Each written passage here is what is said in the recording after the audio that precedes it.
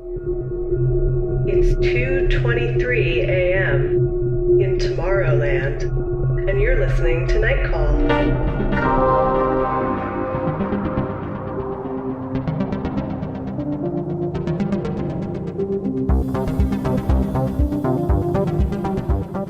Hello, everybody, and welcome to Night Call, a podcast for your strange days and lonely nights.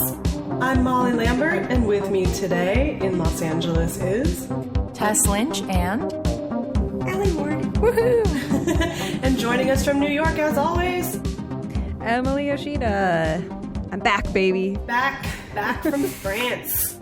From France. From La France. Our guest today, very special guest we're very excited about, is Alie Ward, a Daytime Emmy Award-winning correspondent for Innovation Nation with Mo Rocca, and the host of the Ologies podcast, which is one of the top 20 science podcasts in the world. And it's amazing. You have to listen to Ologies. Every episode is an interview with an ologist of some kind. So it covers a lot of different topics, and it's really cool. And Allie's awesome. We've known her for a long time. We're really excited to have her on the podcast today. Currently blushing. So we were going to start out just welcoming Emily back from Cannes. Bonjour et bonsoir, I guess I should say, for the night callers out there. Emily, how jet lagged are you? Oh, I'm actually fine right now, knock on wood. Last year, I was jet lagged in a way I've never been in my life that lasted for about an hour, or not an hour, a week. And I felt like I was underwater the entire time. Maybe last time it was an hour, but it felt like a week. That's actually totally possible in my recollection of it. Well, Richard Lawson was also coming back from Cannes, and he was doing some really good tweets about jet lag that were like, the best way to get through jet lag is to renounce the idea of time. Yep, that's very true. No, I spent a lot of time with Richard in Cannes. Cannes is this is the third time I went, and it's kind of like a weird summer camp with more ball gowns, and you kind of have to have those people that you hold on to as your pillars of sanity. And Richard was definitely one of those people for me there. So I'm grateful to him as always. But yeah, it was a very strange year. I did see some movies. I saw not quite as many as I think I usually do. It was sort of an odd year, at least in terms of American coverage of films, because there were fewer things that I think like a lot of American audiences care about, which is whatever, blah. I still saw some like good movies, but ones that are hard to like tell people about because it's just like, I just read a description of the Gaspar Noé movie, and I was like, that's a movie? You guys, the Gaspar Noé movie was the best movie it can, and I am so excited for you to see it. Well, the description was like, a bunch of people get together, drink sangria, and go insane. That's it. That's basically it. It's really incredible. I mean, this is, if I'm going to talk about one movie on Night Call, it's going to be this movie because it feels appropriate for us. It's like one of the only things I came out of and immediately was like on Twitter trying to hype up because I was so excited about it. He cast this, I think it had to be almost 30 dancers that are sort of this ensemble, and they're led by Sofia Boutella of Kingsman. She was the mummy. She's the new mummy in the terrible new mummy movie that nobody saw. She's awesome the though. Mummy? Yeah, it's a lady mummy. Oh, I didn't know that. Yeah, she has face tats. What? Yeah. She's hot as hell. Yeah, I would see billboards and I was like, I don't want to see the movie, but I like her hair. No, she is awesome in it. Okay. The movie is garbage, but she's amazing in it. Okay. But climax, it's just like, it kind of, I also thought after I saw it, it's sort of like a mother for me because it involves like dance sequences and psychotic freakouts and LSD and stuff. And it very much is in that kind of thing of like a thing that seems sort of normal at first quickly turns into chaos and like children are at risk and stuff like that. Well, I think I told you and Tess privately, but I want to debut this fact on the podcast because it's amazing. I interviewed Hiro Murai, the director of This Is America, the video for the New York Times. Yeah. And he said that one of the main things that inspired the This Is America video was the end of Mother. So amazing. Mother Hive. Alie, did you see Mother? Y'all, I haven't seen Mummy. I haven't seen Mother. I haven't seen anything else. The maternal. I need to like break a femur or a collarbone in a skiing accident and just load up, you know? Toy. Do you want us to misery you? Is that what you're saying? Yeah. Yes, I'd like you to break at least one of my ankles and just let me chill out. Misery, you're in the podcast dummy garage. Yeah, as long as it's consensual. This would be a great place to misery somebody. It would. I like the idea of not the first time.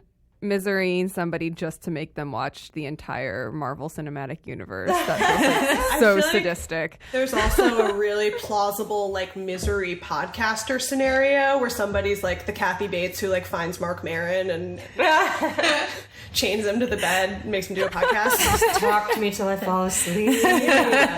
Play Misty for me. I feel like I mention Play Misty for me on this podcast a lot because that's what all podcasting makes. It's really hard to not think of Play Misty for me when you're talking into a microphone, being like your strange days and lonely nights. Yeah. Guys, one thing that happened while Emily was in Cannes that we texted about, she texted us about it from Cannes because it was an emergency situation. An emergency was the Met Ball debut of Elon Musk and Grimes. I can't believe you guys didn't talk about this when we were off, or when I was off. We're considerate friends. Yeah, I really appreciate that because I feel like so much that I need to process. They're still dating, you know. Are you sure? Have you checked today? Yeah, she's changed. There was another story about her. She's changing her name to a lower class C. I bet Alie has feelings about this as a person who cares about science and also probably hates Elon Musk. Well, here's the thing. So her name is Claire, but she changed her first name because she's like, I've never felt like a Claire. Ever since I was born, I just didn't feel like a Claire. And it's like anyone with the name Claire, I immediately assume you were born rich. Like you have a trust fund. Your name is Claire, you have a trust fund. And Oliver being the male equivalent of Claire. Yes. Or Charles. Hunter, you're right, Hunter. My friend got me into the reality show Made in Chelsea, which is the British equivalent of The Hills. Yeah. And it's just like TV Xanax. Yeah, it's so Xanax-y because everyone has British vocal fry and they're all so boring and posh, but literally the main girl's name is Caggie. No. Wow. Caggie Dunlop. Oh my god. The name of the LC. And she's very charming. She's just like LC. She's like the down-to-earth rich girl. But I feel like if your name is Claire, she's like, I gotta get away from this. Let's go full tilt the opposite way. Let's call myself Grimes. And then I think she just decided to change her first name to the lowercase c italicized, which is like the Roman. Yeah, the word for light, which I saw a friend of mine who's an astrophysicist tweeted, like, is this something cute because Elon Musk is like MC, so MC, equals MC What squared. if they get married, you guys? I don't know. But there was that meme going around that was like, this is what every kinky poly couple looking for a third looks Absolutely. like. And it was like totally true. They're totally into the choker, the collaring. It's all like, it's so gross. I want none of it. They're like, just don't let him keep pouring you glasses of wine at a dinner party. He's just disgusting, and he's like a terrible person is the real issue. But don't sugarcoat it. How do you really feel? How do I really feel? I feel like I'm like, if she has any friends who are smart, like I want them to just like slip her the stuff about the like union stuff, because that's what makes him so bad, is that he's like anti-union. These people die in the factories and people die in the self-driving cars, and he doesn't want to release the numbers or the safety statistics. Part of the hell world that we live in is it's like anyone you ever wrote like a positive like music review about has like come back to haunt you as a ghost. I can't listen to music about Elon Musk. No. That's like Darcy had that tweet that was just like, I am so mad. I just realized I'm going to have to listen to love songs. No, you don't have to listen to it. No, I mean, you it's don't. funny when that happens. Like, friend of the pod, Alex Papademos, has said that the funniest thing about like Joanna Newsom songs is remembering that they're about Andy Samberg. You know? Well, some of them are about Bill Callahan. I actually, Elon and Grimes worked their way into a review of mine at Cannes, because there's a movie that's really good that has, like, I think other people are way more like hyperbolically in love with this movie than I am, but this Korean movie called Burning is based on a Murakami short story, but there's sort of this idea in it that's like played to really creepy effect of just this rich guy kind of like vampiring the youthful, creative, like desperate energy off of this kind of younger, in her case, like really poor girl, and just like being amused by her striving and wanting to be like communicate something and be different, and just sort of like watching her and like sucking up all that youth energy. Think about Elon Musk. Totally. I was like, this is the most recent example of this, even though I don't think that she is like, you know, hurting in any way financially. No, but and also like she's not that young. She's like almost 30, I think, at this point. It's not like quite. I mean, he's older than I thought, I think, too. How old is he? He's like 46 or something. Okay. I feel bad though. What if she was born just into like a lower middle class family that just like spoiler alert, she wasn't. Okay.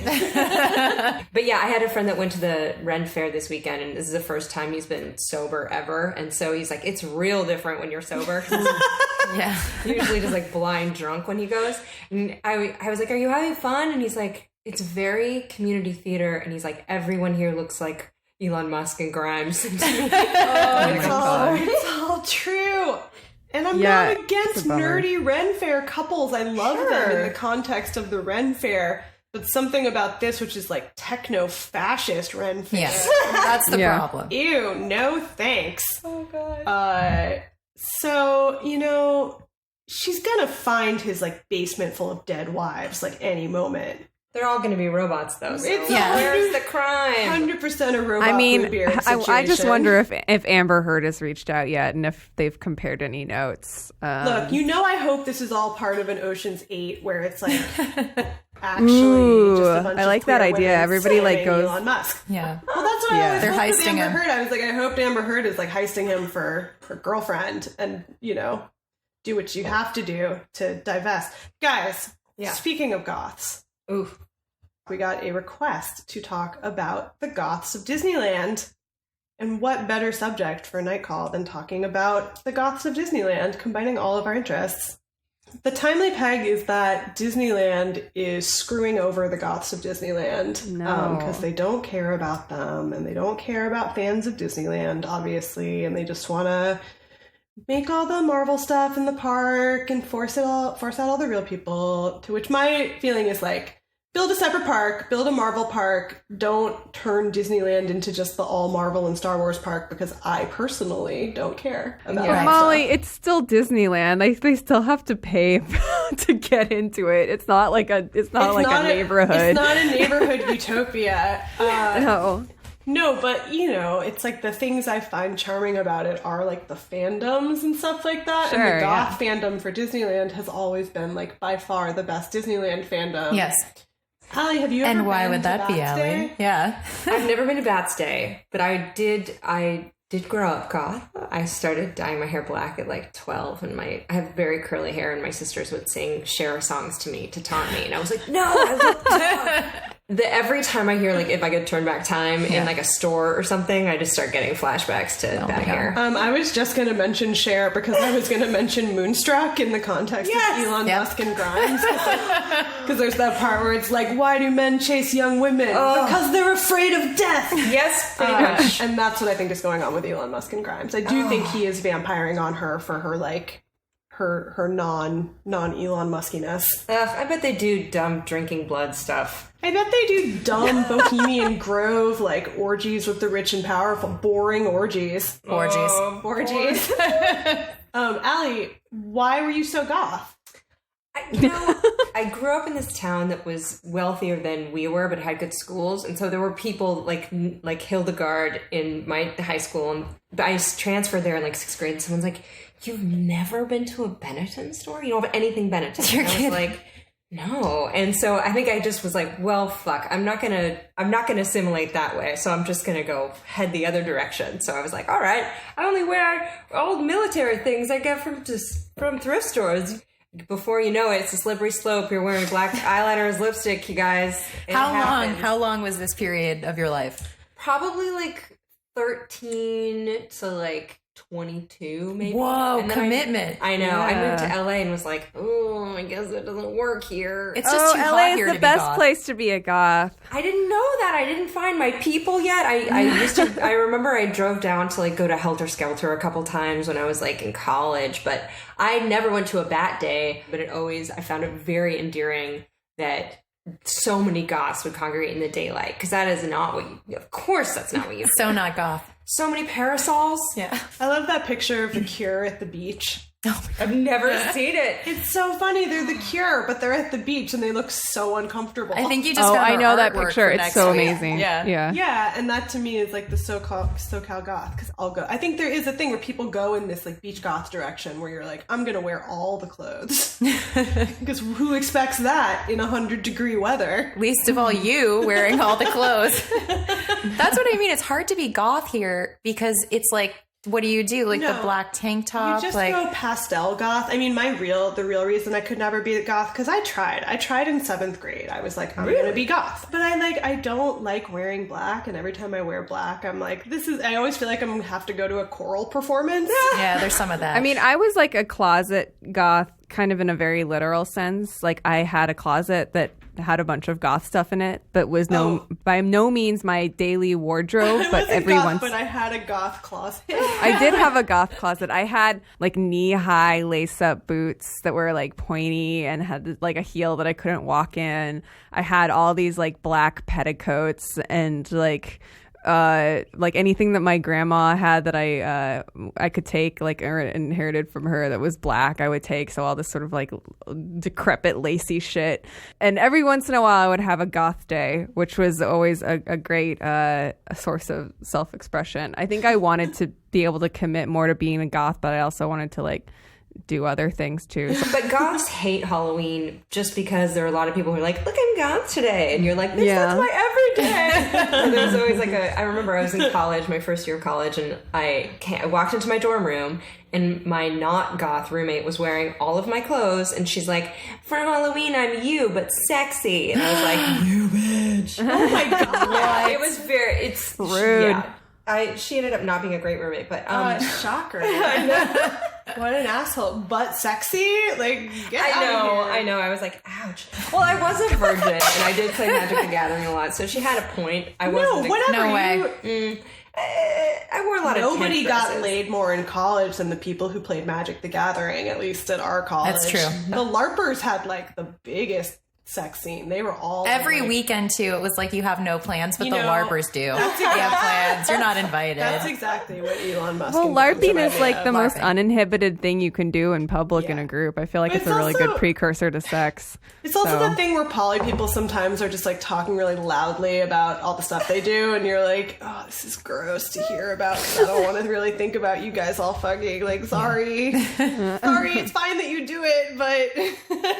I do feel though, like, but with Bats Day, I feel very proud of them that they didn't organize that around Halloween. Like, Halloween is for amateurs. We're doing this in the spring, and also it was toward June, right? Which is like June gloom happens, Right? But they stopped organizing it, right? No, what happened was they don't have the money to keep the bonus stuff going. They still have it basically where it's like the day, but they did this whole like fair around it where people could sell all their like haunted mansion art and stuff and kitschy Disneyland goth stuff. So sad. They're gonna have to do Knott's Berry Farm. You know, I mean, Knott's Berry Farm. I was gonna say that's way better for Goth Knott's Day. Berry Farm is the gothest place on earth. It's so goth. It's actually awesome. And I interviewed Elvira there, and I went and saw Elvira there. And I've seen that show too. Is amazing, and she's like the ultimate like SoCal goth. And then when I interviewed her, like she was like, I used to have a really goth house that was all like spider stuff everywhere and like just, you know, dark and gloomy. She's like, and now I have like a beautiful airy like California home with like little devils everywhere. And I was like, oh, California goth. And she was like, yes, exactly, like that's... So maybe they need to do Goth Scary Farm or something, or Goth's Berry Farm. Halloween Horror Nights is amazing. Yeah, it is. Oh, I haven't. Okay, I had never been and I thought I was too scared to go. Yeah. And then I went and it was so fun. I didn't even do any of the mazes. I just walked through the scare zones. Oh. Which is like they just pump horror fog at you and people come up behind you and go like, "Bull," and it was really fun. I can appreciate it even though it's like really not my pleasure center to be touched by people who I don't know. They don't touch you. That's always they can't touch you. But they get so close. They get so close, but they're so into it. It is really community theater-y. I don't know. I went to the Haunted Hayride last year, and this scary clown with a chainsaw came up and got right in my face. And number one, he looked like Zach Galifianakis, which was adorable. I was like, I'm not scared of you. You look amazing. And he had such fresh breath that it ruined it. And I was like, you smell so minty. Like, you need to smell like lentils and coffee to be like really scary, but you don't smell like death, you know? Yeah. So I was like, I heard it was scary though. I heard that one, I almost took my 5-year-old and then was like, no, what am I doing? He's afraid of Coraline. Like, I'm not going to show him this. Coraline is so scary. Yeah, it's pretty scary actually. Button eyes? Yeah, the button eyes are scary. It also is like a scary concept. I mean, Coraline is frightening.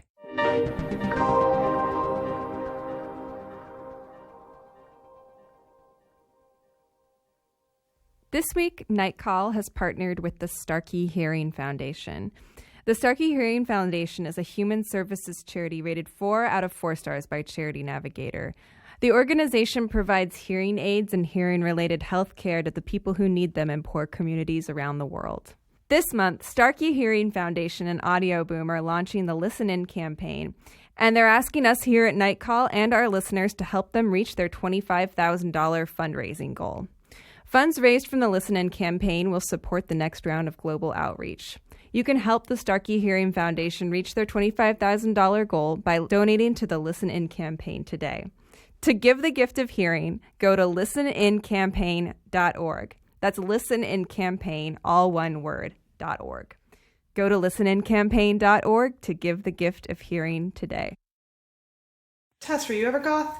I was very briefly goth in, I think, 7th grade. And it was just aesthetically goth. So I dyed my hair black in my bedroom, like the bathroom that was attached to it. So my parents couldn't find out. And then they saw obviously they found out the next day and they were like, yikes. And I would like slick back my black hair and I had like almost no eyebrows.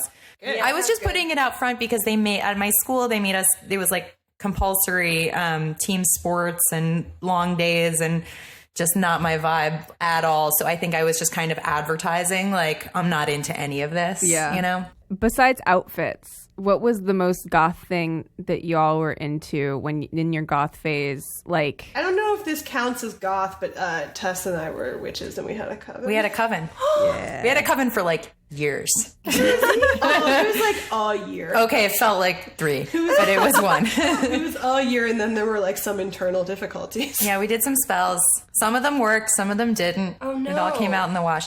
Did anything, like, was there like a monkey's paw thing where it came to hit you in the face later? I mean, I had to date. I was like, I need a boyfriend. Let's make it happen. And then I got a boyfriend and was like, not that one. Not that one. And then I had to break up with him. So that was the monkey's paw. I mean, I don't really like... We did a lot of like burning of incense, like ritual candles.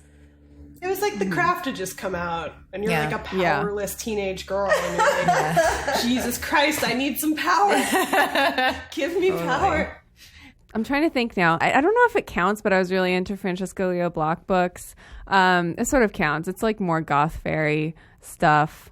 There was a comic that I used to read that was so stupid in retrospect, but I really loved it, called Gloom Cookie that they sold at Hot Topic that I was really into. I remember it took place in New Orleans, but it was just like kind of this like goth soap opera and like the guys all dressed like fops, and it was a brief interest of mine. I read like The Sandman and stuff like that. I read some goth comics for sure. Jake Hank's been talking about ska a lot. Oh yeah. And I like his new ska Twitter account. Yeah.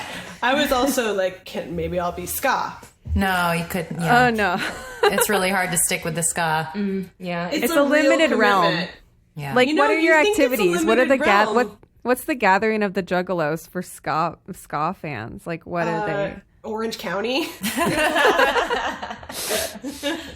Probably also Knott's Berry Farm again. Yeah.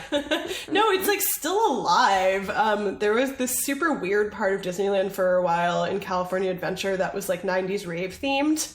Oh yeah. Which part? It was like this called corner the of California Mad Hatter Adventure. It's called the Tea Mad Party or Hatter's Tea something. Party. Ooh. And it was literally like 90s Southern California rave themed because it all, was like, like neon weird purple. Alice in Wonderland and like lava lamps. And they had a No Doubt cover band that was like, you know, the fake Gwen Stefani is Alice, and then the band is like my God. the Mad Oh my Hatter God. and the Did they just White play Rabbit. Tragic Kingdom over and over Yes, and over and again? then they also played like songs from now, but it was like the perfect Southern California experience in all ways. I remember in my early 20s, I dated a guy in a ska band, and and someone asked me, like, oh, what does he do? And I remember being like, oh, he's a percussionist. And they're like, he's a drummer. And I was like, yeah. I'm like still embarrassed that I tried to make him sound cooler than he was.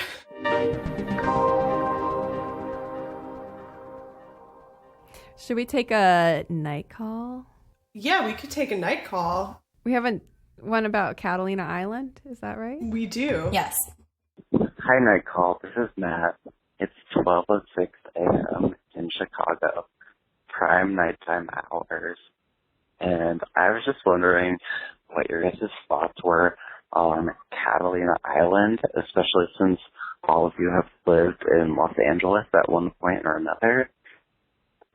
Catalina is such a weird convergence of Hollywood history with the fact that there's so many buffalo roaming around from when they filmed Westerns on the island, as well as haunted ghosts, because also it was a place where Hollywood stars went to vacation. So I was just wondering what your guys' thoughts were on Catalina and all of the weird legends surrounding it. Thanks, and happy night calling. Sorry, the way that guy said haunted ghosts. Hi, ghost. We love you, Matt. Thank you so Thank much you for for that the call. That was the cutest thing in the world. Yeah. I just Googled ghost stories for haunted Catalina. I guess they have a lot of ghost tours on Catalina Island. I didn't really know about that, but I did go to Catalina once and found it to be kind of ghost town-ish. I don't know if there's a high season for Catalina Island, but whenever I went, it definitely was not that. Have we all been to Catalina? Tess, have you been? Yeah, well, you didn't go. Oh yeah, you went on that. Yeah, we had to go on a retreat for school. I didn't. Molly did not go, and I remember Molly at the last minute didn't go, and I saw her like out of the bus window, and I was like, Molly, no, like, Molly, you got to get on the bus, and she didn't. And then I like cried on the way to Catalina, and then it was like, I think that may have been the retreat with the mosquitoes. No, you know what? That was the next year at the Colorado River, where they were like, hey, there's like a bunch of mosquitoes, and they were biting people on the face, and they were like, should we go home? And half the people were like, please, let's go home. And half the people were like, no, it's important that we stay.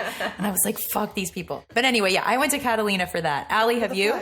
I went in college with my boyfriend at the time's family, and I found porn in the woods there. No. I did find some porn in the woods. We were like, let's go for a hike. And then there was just like a stash of like warped, waterlogged porn in the forest. Catalina's weird because it's a legitimate desert island. Like, and it is bizarre that you see these wild animals who are like, they were just kind of dumped there. Yeah. And they were like, I guess we'll make a go of it on this weird little island. I've been on both sides of Catalina. There's like the Avalon is the fancy side. Which is the fancy side, the tourist town. And then I went camping on the camping side, which is really cool. There's like a harbor. It's called like Shark Harbor or something. There's like a beach you can camp on.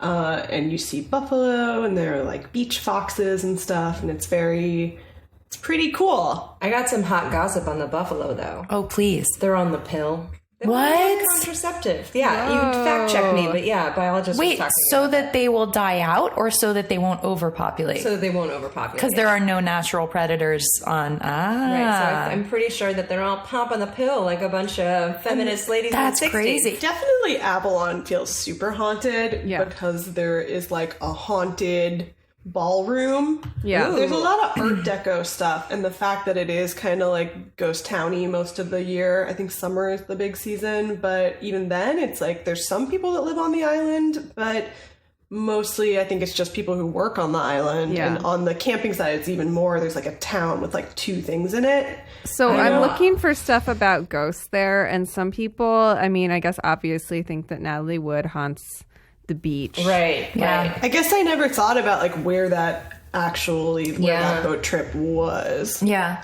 I mean, it it was really Catalina? I think it was off Catalina. They were boating around Catalina. Has Christopher Walken been back to Catalina at all? Wasn't he involved? Wasn't he on the boat? He was on the boat. He's on the boat. He knows something. He maybe doesn't know anything. They also say that scuba divers, I guess there was like a mining tunnel around there at some point that collapsed, and scuba divers have been said to have heard the screams of the miners who died in the collapsed tunnel. They tend to find these really crazy sea serpents called oarfish out there because they're normally like in the deep sea, and then when they start to die, they just float up and they're like, fuck, I'm fucked, and then they die on Catalina. So it is a dying ground. It's a dying They destination. also, oarfish are like the coolest, scariest looking thing. Like if you saw one of those on a beach. Oh god. Oh yeah, it looks like an alien. Yeah, it is stretched an out. alien. How big are they? They're just like 18 they look feet like long. Like, What? They're crazy. They're not, and they're fish. They're not serpents, but people Right. they used to, look like a giant sea serpent. Yeah, they have these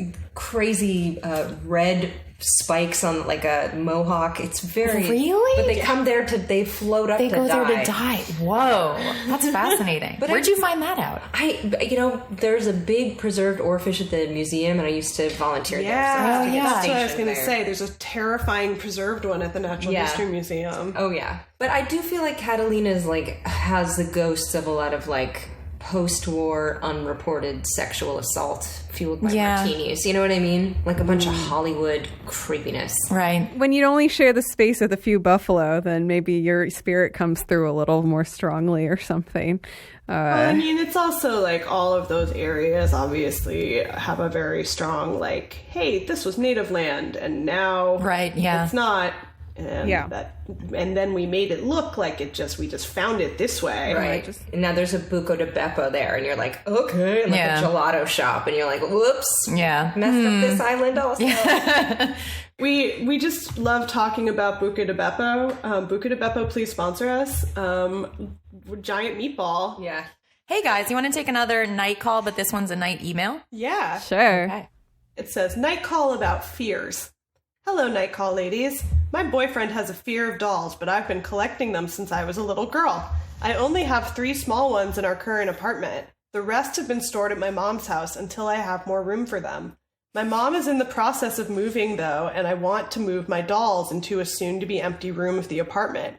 My boyfriend said no, but I have nowhere else for my creepy friends to go. What should I do with my ghoulish antiques? Oh my God. I just heard a story from somebody who shall not be named about a Tinder date, I think, that Involving wound up at the child-sized person's dolls. home. And you know, after welcoming the person inside, the first room they stepped into was the doll room, and it was a first date, and they were kind of out somewhere sort of remote, I think, like, you know, Red Hook or whatever. So it was like, should I take an expensive Uber or just try to stick this out? But I think they stick it out, left. and stay and become a doll. This email comes from Hannah with the porcelain dolls, is how she wishes to be known. But wait, you're leaving out one detail at the end she of her says email. a few of them are child-sized That was important to me. and very, quote, endearing. Can't imagine why he wouldn't want to live with them. Oh boy. I mean, the tone of this email is confusing to me because I can't tell if she is like, it sounds almost like she's at a point of acceptance where she knows she does have to get rid of her ghoulish antiques.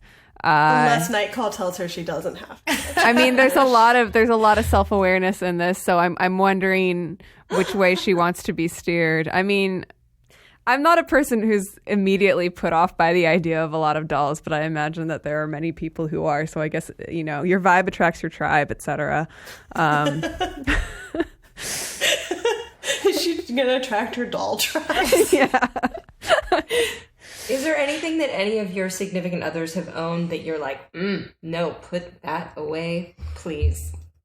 And then there's also bobbleheads, which I have referred to as dolls, even though they are technically I mean, I've been told they're technically not dolls, they're bobbleheads. And they say, because my husband was bringing them home for our kids, being like, see, look, I'm just giving them to hang on to, but they're still mine. Don't worry about it. And then on the back of the bobbleheads, it's like, not a toy, not for children, not a toy. Kids love bobbleheads. No, they don't. No, they don't. I don't know. I mean, I feel like one of the hardest things about combining living with somebody is being like, you can't just put your stuff wherever you want and do things like have weird collections necessarily.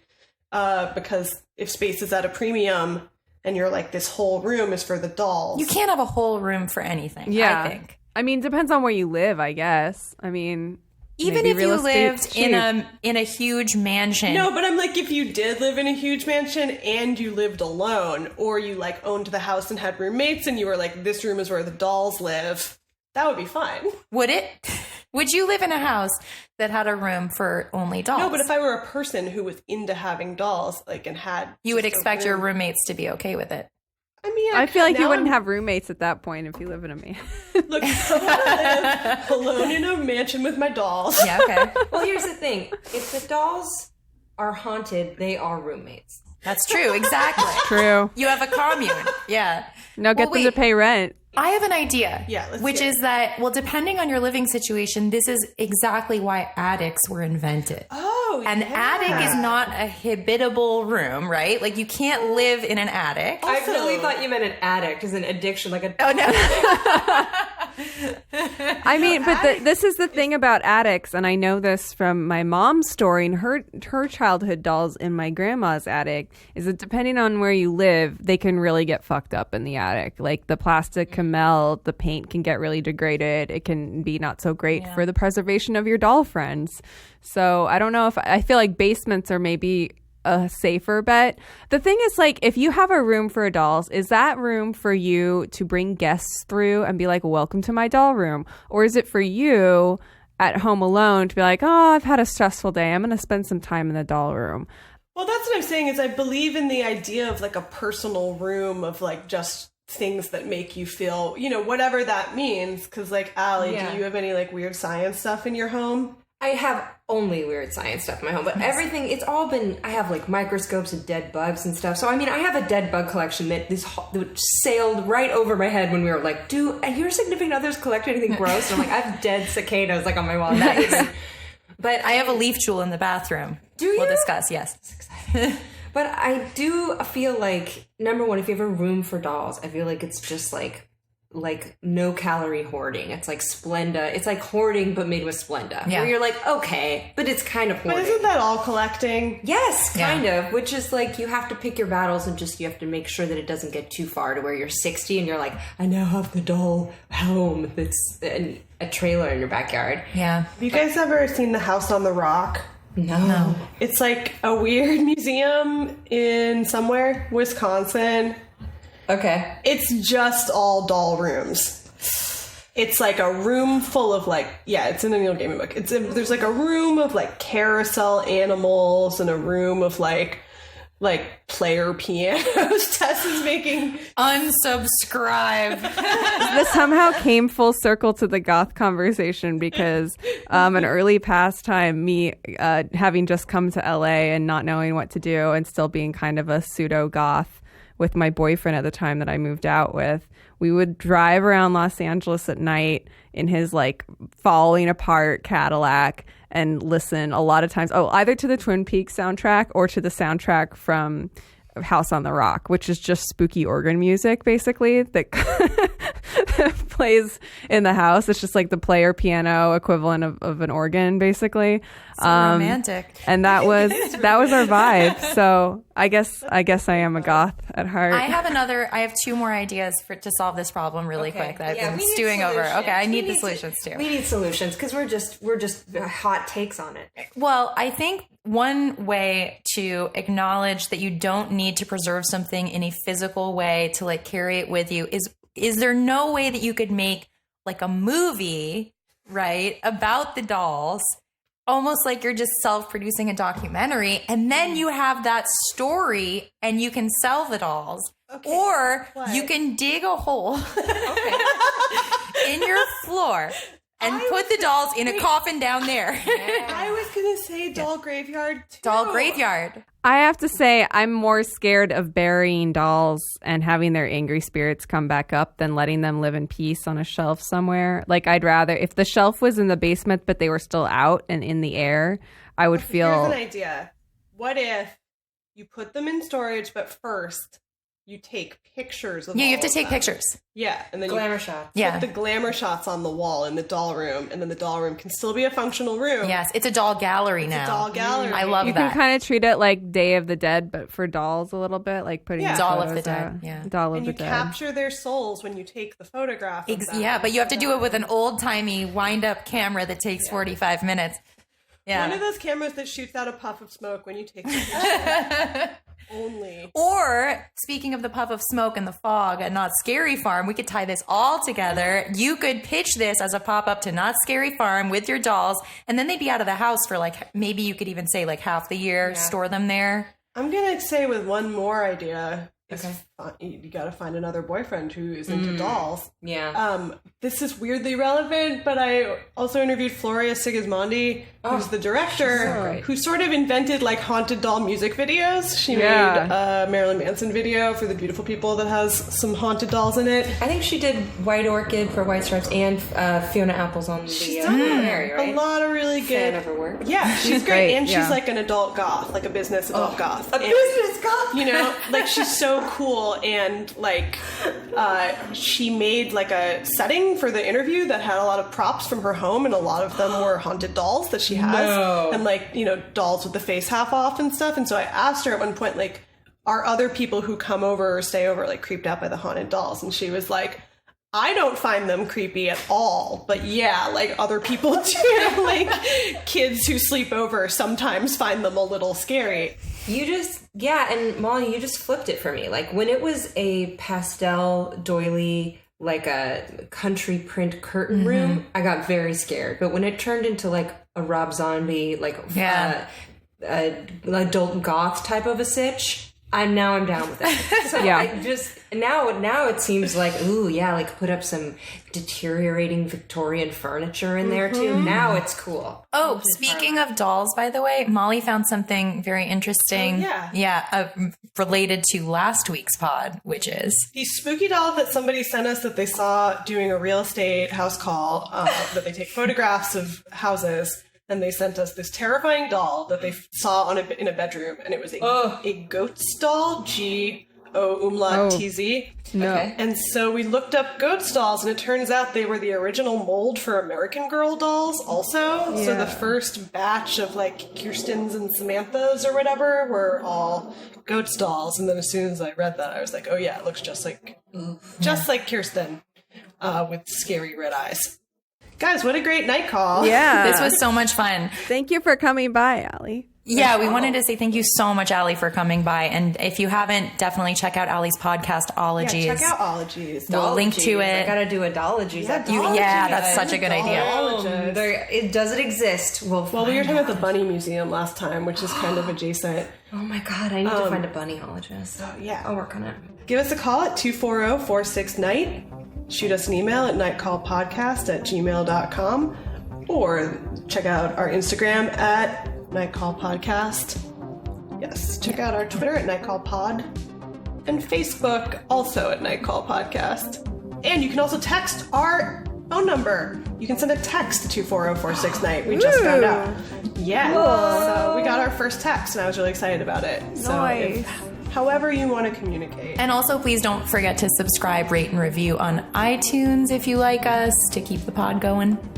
And thanks again, Alie Ward. Loved it, loved being here. Thank you. Yay. Yay. Yay.